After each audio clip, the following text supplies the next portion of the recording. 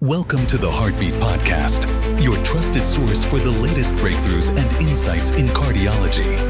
Here, we uncover the science behind every beat, bringing you cutting-edge research, expert discussions, and innovative approaches to heart health. Whether you're a medical professional, a curious learner, or someone passionate about understanding the heart's complexities, you're in the right place. So let's dive into today's episode and explore the pulse of modern cardiology together.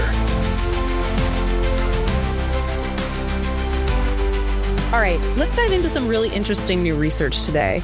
It's about how we might be changing the way we treat a serious heart condition. It's ventricular tachycardia, or VT for short.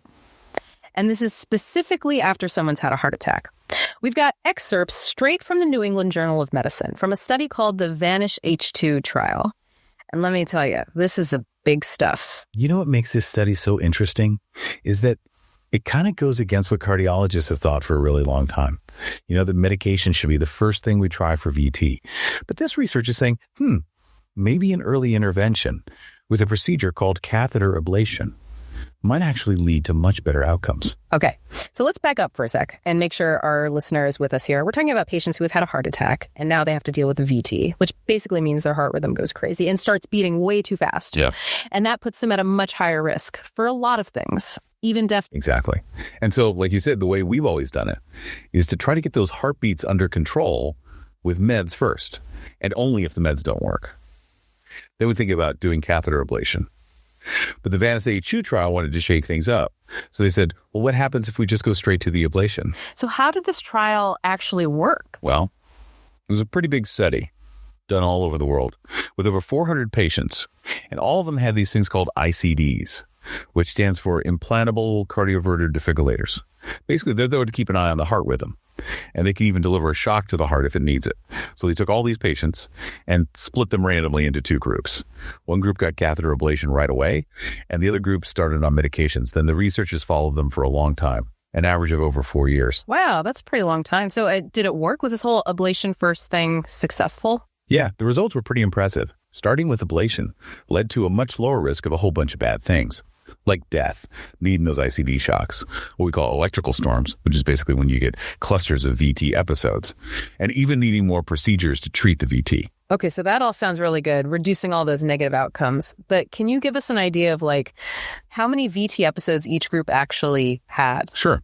So for every year of follow-up, the patients who got the ablation had about 1.9 episodes of VT. On average. Now, the folks who were on meds, they had more than 6 episodes per year. Whoa.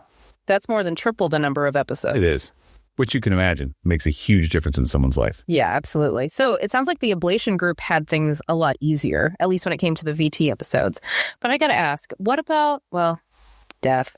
Did the study show that ablation actually lowered the risk of dying from VT? That's the big question, right? And unfortunately, this study doesn't really give us a clear answer there, even though the overall results, including death, were much better with ablation.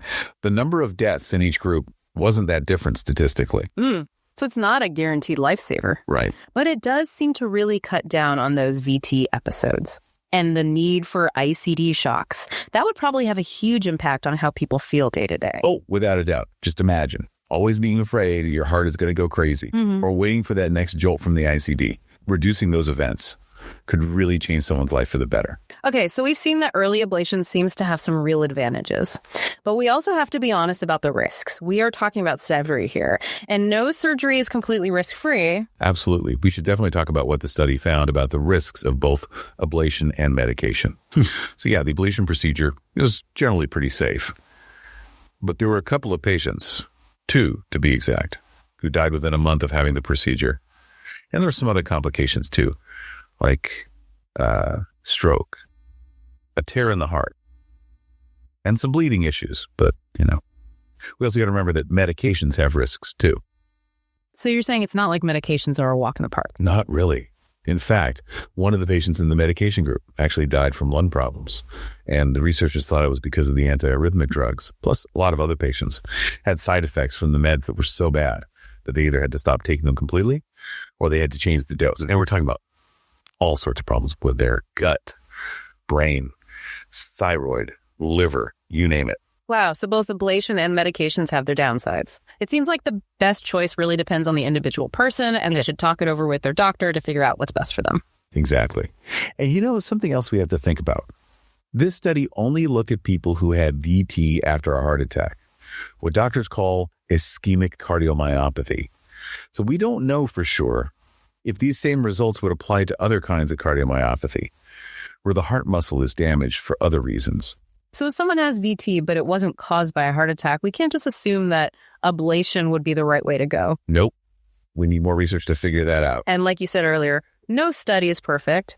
What were some of the limitations they talked about with this VANISH-H2 trial? Well, like we already discussed, it couldn't really tell us for sure whether ablation actually prevents people from dying from VT. And another thing, the doctors who did the ablations probably had different levels of experience, depending on the hospital they were at. So that's something to keep in mind. Plus, medicine is always changing. There are always new technologies and new drugs being developed. So what seems like the best treatment today might be totally different a few years from now. So it sounds like there's still a lot more to learn. But this study is definitely a big step forward. Let's take a minute to think about the big picture here. How do you think this VANISH-2 trial is going to change the way cardiologists treat VT in the future? The study has really got people talking. For years, we thought that medication was the safest and best way to start treating VT. But now we have this evidence that maybe we need to rethink that. I think this study could really change the way we think about managing this whole condition. That's a pretty big deal. It is. But like you said before, we need more research.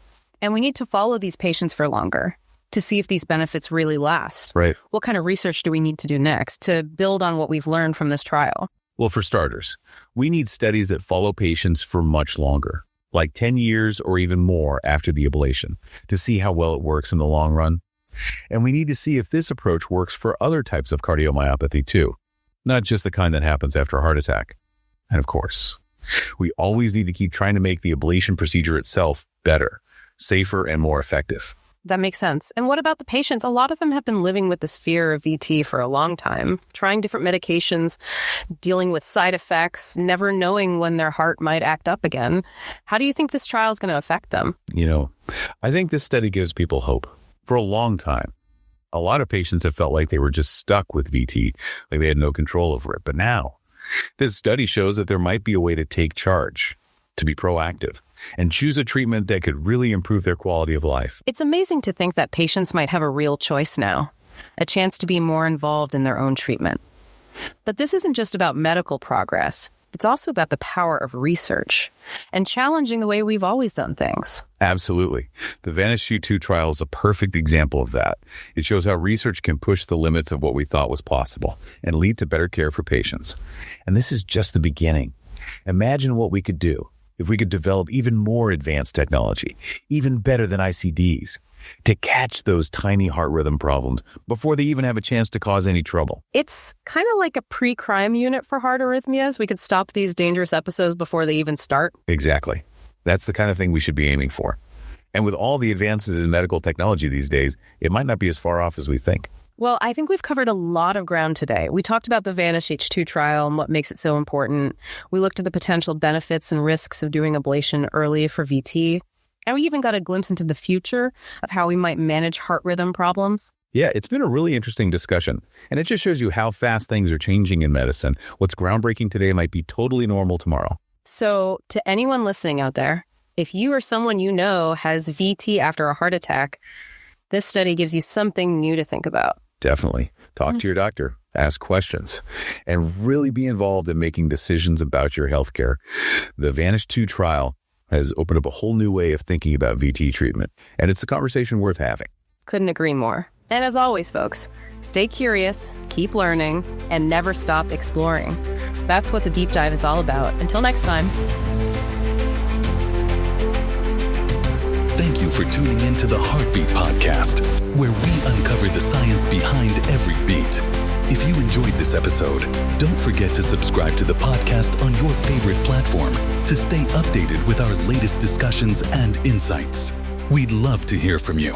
Share your thoughts, feedback, or questions, and let's continue exploring the pulse of modern cardiology together. Until next time, take care, stay curious, and keep your heart healthy.